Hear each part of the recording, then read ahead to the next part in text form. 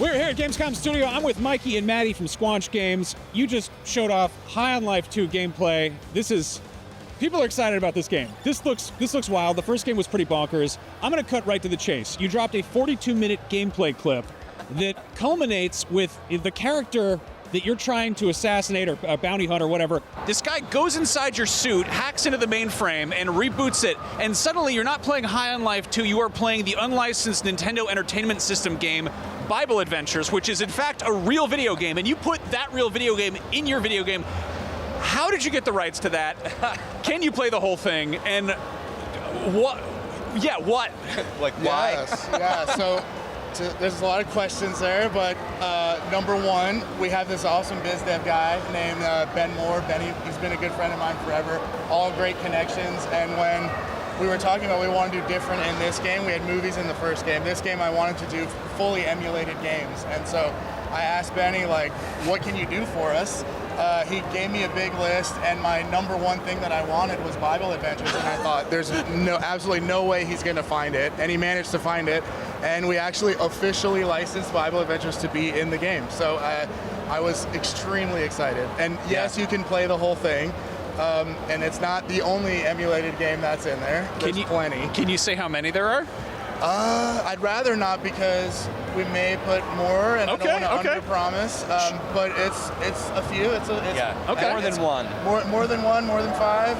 Nice. Well, yeah. The first game had the entire movie of Taming the T-Rex and a few other movies, which was like, again, impressive. Are there also movies in there? There are new movies as well. Okay. And should I assume that they're of the same caliber as Taming the T-Rex? You mean excellent? Yes. There's some surprising, like, B+ tier movies that we got too. Yeah. So I just still can't get past the fact that the only legal way to play Bible Adventures in 2025 is in your video which game. is the coolest thing in the world to me. That's like a bonkers. dream come true. You got it officially licensed to play on Xbox and PC and PS5. It wasn't even officially licensed for Nintendo. That is the funniest thing. Yeah. Anyway, this is not about Bible Adventures. It's about High on Life 2. Oh, shoot. I thought it was. Yeah. Hey, Bible Adventures is High on Life too. Yeah. It's the dream of rebooting Bible Adventures for me. That's the next Squanch game. Exactly. I was excited to ask you guys, you put a skateboard in the game. Like, the big new traversal mode is just to zip around a whole lot. People have compared it to Sunset Overdrive. I guess, what were kind of some of the influences of the many skating games out there, and how does that change your approach to gameplay?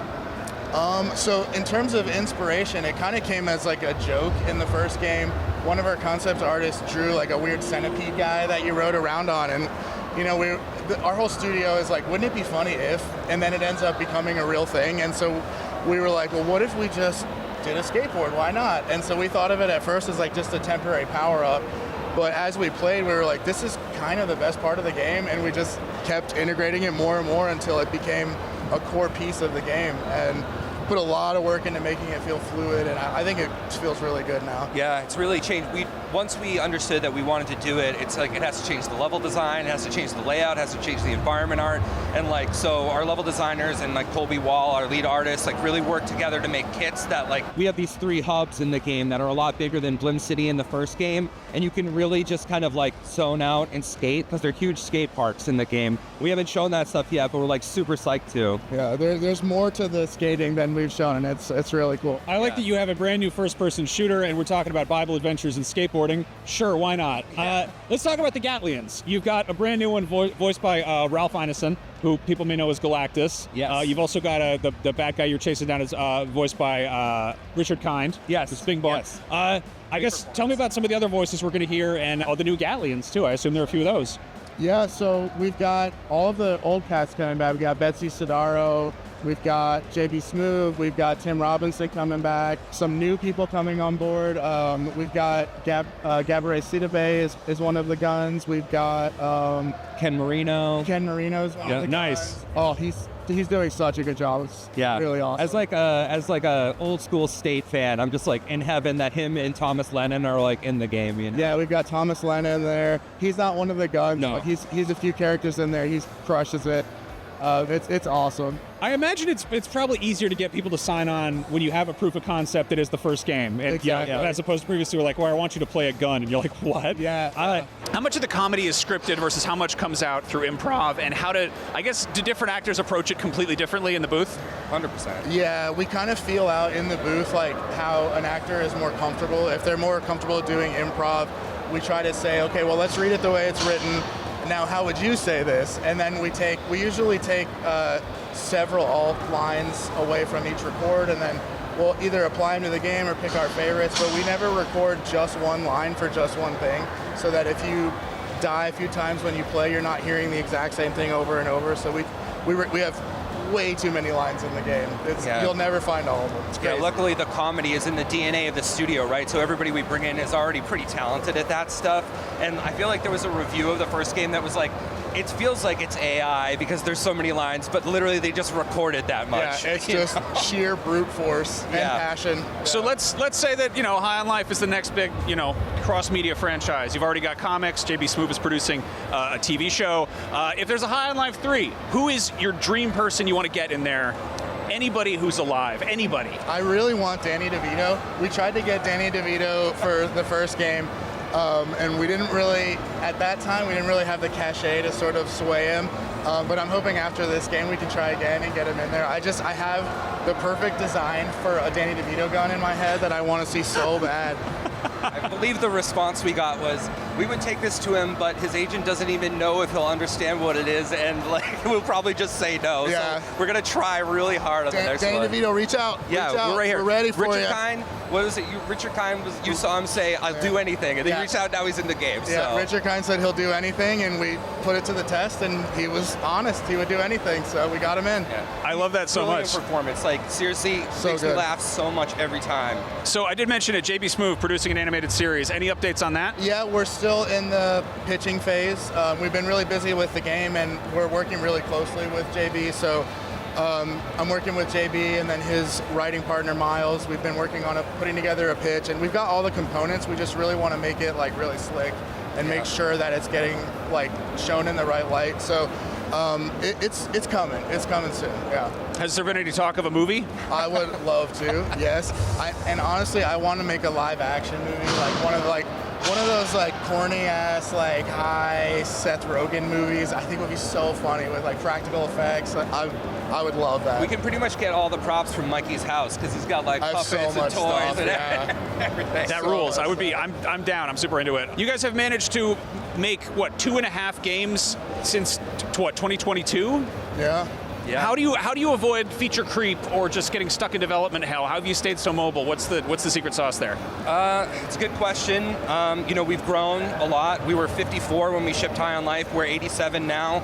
A lot of that is keeping a really amazing team and having like crossover between the games. On the second game, like a lot of the team, they know what the studio is, they know what the game is, and like they want to just make the craziest stuff possible, right? So it's a lot of just like, wouldn't it be cool if, and from a producer is like, don't talk about scope for the first like year and a half, and then be like, all right, but like, let's see what the cream rose to the top, and we'll just like take that, Yeah, scope is like a curse word at our studio. For me especially, if scope is a factor, you're not making the best design decisions. A lot of us come from AAA. We've shipped a lot of games. I've been in the industry 25 years. I've shipped a lot of games.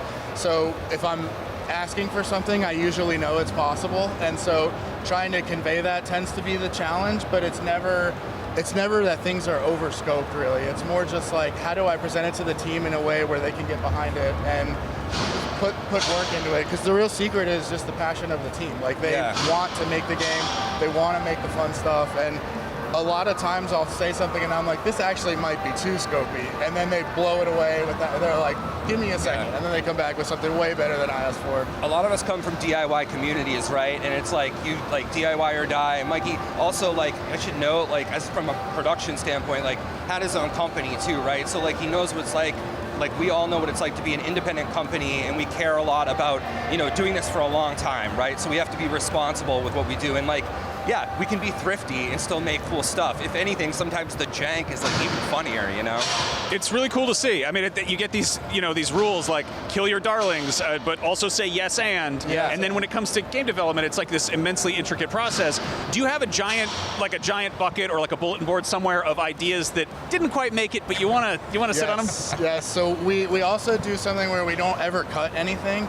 We just save it. We say we're just pushing this till later, and we don't ever officially cut. And then when we start a new project or we start something else, we go, what about this idea we had? This was really cool. And so some of the ideas in this game were ideas we just didn't get to in the first game that we were really passionate about. And typically it starts with that idea and becomes something totally different, but we're saving everything because we have a lot of really fun people at the studio. And this is like maybe inside baseball, but like from a production standpoint, every producer will probably think I'm crazy, but like also there are different times at development that different people are busy, right? And there's stuff that's risky and there's stuff that's not. So if we hold on to it, there may be a time that's something we really care about we can do later, maybe a little riskier, but like also like if it's a great joke, we have to do it, you know? I don't want to ask you to spoil stuff, but are there any features you want to specifically call out in High on Life 2 aside from Bible adventures and skateboarding? And one thing I want to say, like as wild as the demo is, this is pretty early in the game, and the game gets way weirder. Like as you play, it gets way weirder. There's a lot of unexpected stuff in there that I think people are going to be very surprised about. In terms of features, I feel like everything is a feature. It's always just like, what about this idea? And then the team's like, oh no, we have to redo a whole new thing, right? And in the end, it pays off. Like we don't have to do weird stuff like a UI fight, but then when we put the effort in, it's totally worth it, right? So the studio has learned over the years that the effort pays off. We really upped the enemy variety too. That was a big thing we didn't have a ton of time for on the first game. So we have a lot of new factions that all kind of have different behaviors. We have obviously a lot more guns that we showed in the announced trailer. The combinatorics of that are going to be really interesting. And then I feel like the team has really leveled up the like puzzles and sort of side content, which is like such a great opportunity for the humor in our games. So there's going to be a lot of that kind of peppered throughout the hubs. Yeah. In terms of, I guess, playtime, is it about comparable size to the first game? Honestly, at this point, we know it's a lot longer than the first game, but until we're like penciled down, we won't really know exactly how long it is because our team is very much ESN, like you're saying, right? And it's people are like, well, what if I just add this here? What if I add this here? And we have the most patient QA team and the most patient production team. They give us advice, but they let us do it. And so in the end, it could be a billion hours of stuff. Most of the time, I don't even know all the stuff that gets put in, and I play the game constantly and always surprises. That's awesome. It's really great to see you guys doing so well. I'm dying to play this, and I get to play it on February 13th. Yes. And it's coming to PC, Xbox Series, and PS5 same day? That's right. And Game Pass? Yep. Yes, sir. Sick. Awesome. Yeah. Thank you guys for hanging out. There's tons more Gamescom Studio coming up. Stick around.